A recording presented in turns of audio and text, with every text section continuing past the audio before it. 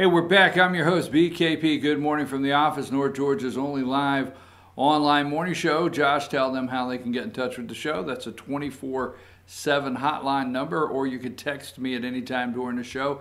And there is our email address and the social media way you can follow the show. Now, I am the acting host, as the media their heads are spinning off because President Donald Trump has more acting secretaries. This is never in our democracy. My God, our democracy and the White House in shambles again, and turmoil. Turmoil is the big word. White House in turmoil and shambles, and our democracy and acting secretaries and the takedown of the Department of Homeland Security, and everybody is afraid this morning to do anything, even come out of the house and look up into the sky, because Donald Trump has fired Dumbo, Big Ears, and he has fired Kirstjen Nielsen, and he has somebody said yesterday, it was something that was posted on social media, said this afternoon at the White House resembles the last 10 minutes of Godfather 2. Now, let's go back. Give me, I want to go over this real quick, because what did I say yesterday? And I just want to do it again for a reason. Give me number, hold on, I'm sorry there. One with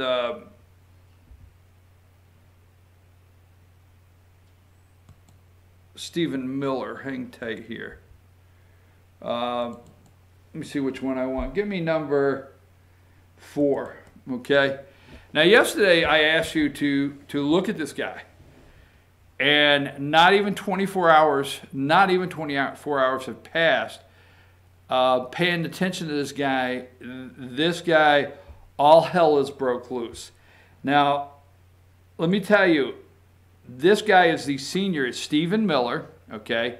Now, the thing that I'm going to say seriously is Jewish, and it's kind of interesting to me that the media is so anti-Semite against this guy and attacking this Jewish young man of 33 years. He's the senior advisor to the president. There's something I want you to remind you. Do you know who the last senior advisor to the president, which would be Barack Hussein Obama? Okay, this guy's been Valerie Jarrett. Okay? Valerie Jarrett, right there. He's preceded by Valerie Jarrett. Okay, now who is Stephen Mueller? He is the former communications director for Senator Jeff Sessions. And he was also press secretary for Michelle Bachmann.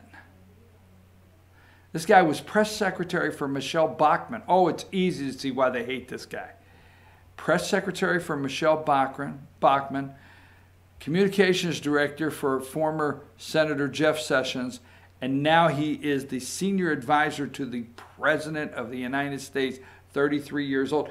I would think the media would talk about this young man and his hard work and climbing the ladder of success. This nice Jewish man climbing the ladder of success.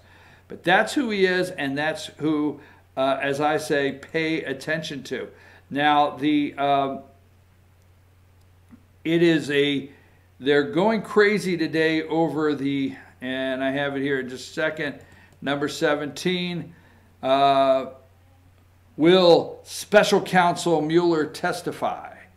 Representative Collins said he should appear if you seek transparency.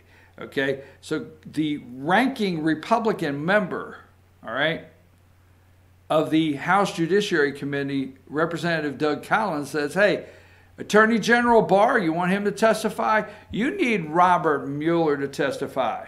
You need special counsel. Number 18, okay, this is Doug Collins' quote, if you seek both transparency and for the American public to learn the full contours of the special counsel's investigation, public testimony from Special 19, Counsel Mueller himself is undoubtedly the best way to accomplish this goal. Representative Doug Collins, ranking member of the House Judiciary Committee. Hey, you want Bob Barr? You're going to go after Bob Barr? Bring it on. Bring Mueller. Bring it on. Okay? Mueller is to testify today. Give me number 22. And this is Nita Lowry, representative. Now, what I want you to see here, and the reason I put this up, this is 5 o'clock this morning, important, was Attorney General Barr to testify to Congress. House Dems will ask about Mueller report, Barr summary, and redactions. Again, please do not take a drink when you hear redactions. Now look at the bottom that you can read. It's very strong that you're able to read. House Dems will ask Mueller about report, Barr's summary, and the redactions. Now see what committee he's going to. See underneath her name, Appropriations Committee Chairwoman. Now appropriations, House Appropriations is where we get those massive omnibus bills. So you got all these appropriations committees. They all write appropriations for different areas of the government, and then they slap them together and they give you that $1 trillion omnibus bill. This is an appropriations committee chairwoman using your tax dollars to find out about your tax dollars. That's what they're supposed to be doing. They're supposed to be bringing up today Attorney General Bob Barr, okay? Give me number 23. And here she is here, Attorney General Barr to testify. All right. And that's at 5:04 a.m. Eastern Time, right out of the box.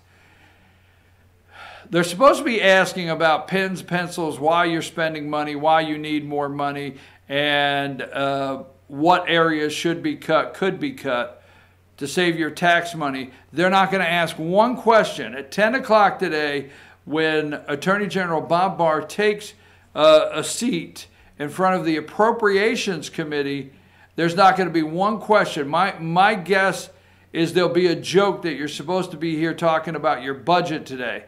These Democrats are going to get their chance to be the first on TV to showboat and to try to put on a show and make fools of themselves, asking Barr. And what they're going to try to do is they're going to try to trick Barr into saying something that would be lying to Congress. I'm serious. Because you remember, Barr wrote a memo, they all go crazy over that, about the president's being able to or not able to be indicted, okay, while in office.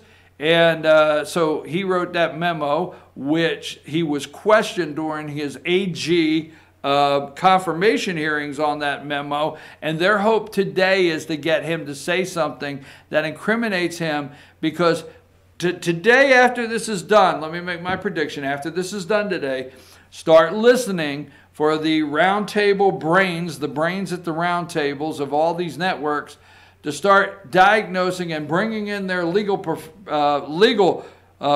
professionals whether Barr lied to Congress. Watch. I mean, that'll be this afternoon's takedown. Did Barr lie to Congress?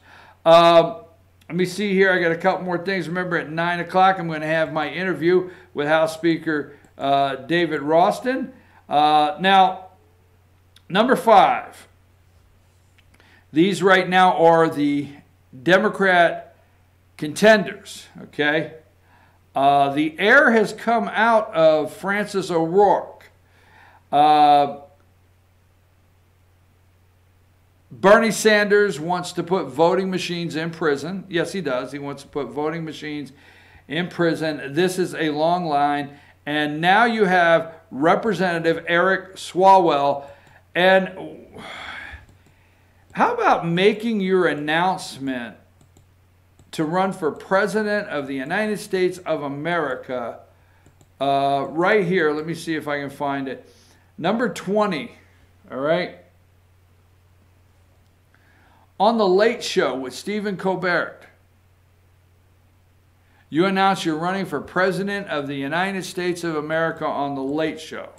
I'm just saying, I mean, I guess I'm just old-fashioned. I must be, because that may be I guess the best way to attract young viewers is to announce you're running on the Late Show. But let me say this. I think it's going to be tonight. I'm not for sure. Number 6. I'm not for sure if this is tonight. But I told you the other day, and this is the guy I was thinking of, Eric Swalwell, Town Hall on ending gun violence. End gun violence. This is the candidate that is going to take your guns, okay? Now, you're going to have Democrat candidates that's going to tell you, no, they don't want to take your guns. This is the candidate that's going to be out front with taking your guns. And he is to the list. So go back to number 5. As this, and Pete Buttigieg, that is now bringing in his creator in the conversation between him and Mike Pence. Pete Buttigieg is openly gay, and he said, this is what he said, if he could have taken a pill to make him straight, he would have took it faster and you could swallow a sip of water. He would have took that pill, but he couldn't. And, you know, he says there, Pete Buttigieg, Mayor Pete, that you're just going to have that conversation with his creator. So the media has done everything to normalize Pete Buttigieg and his husband to make him a candidate. Every candidate there brings something. And I'm not joking. Elizabeth Warren's going to take down the banks. She's going to take down the corruption of the corporations. Okay, everybody there does something. Beto O'Rourke, I don't know what the hell he does. Inslee, climate control, reparations. Now really, who are we going to pay reparations to? Who are we going to? Now you and I both know, the bottom line is, there's no one in this country right now deserves reparations. And the reparations that we have done, I don't know that, I'm not going to say they've worked out great with the Native American Indian that deserved, okay? There's no reparations needed. I mean, we can't even go down that road. And all of these people are ludicrous with signing on to reparations to do what? To give Al Sharpton money? I'm serious. That's all that was set up to do. Now you think, well, you're against? No, I'm not against. If there's a young black man or woman that cannot go to college, economically, we have so many things in this country to help these young people go to college. The legal, not the real dreamers. Our real dreamers in this country, the kids that are really here legally, those kids, if they economically cannot afford to go to college, we will do things in our country to help those kids out. But to pay off Al Sharpton, a shakedown for Al Sharpton, so everybody goes to the his meeting at the NAN or NAW, whatever it is, and everybody gets up there and kisses his ring before they get up there, and then they talk about and actually Alexandria Ocasio-Cortez trying to do her sister you know, I'm cool impression there with her speech. But the point is, they all come over and say reparations. They all bring something, and I'm just telling you, I tell you that every day. They bring something, and they're going to go after every pocket of voter in this United States on the left and get them out, as many as they can. All right, now let's go with number 2. I want to go to big ears for a minute. I done seen about everything till I see an elephant fly. That's right. Randolph, Tex, Alice leaving leaving post. Okay. Number 3, The president even made fun of the director's looks, calling him Dumbo because of his ears. Okay, now this is what I'm saying. This is what the media wants you to see this morning, that president called him Dumbo. Who the hell brought Dumbo in here? Okay. Number 12, this is his statement. U.S. Secret Service Director on firing. I assure you that this is not the case, and in fact was told weeks ago by the administration that transitions in leadership should be expected across the Department of Homeland Security. It is my sincere regret that I was not able to address the workforce prior to the announcement. In the real world, if you don't get to go back and address the workforce, you got fired. Okay? Let me get this one here. Let me see.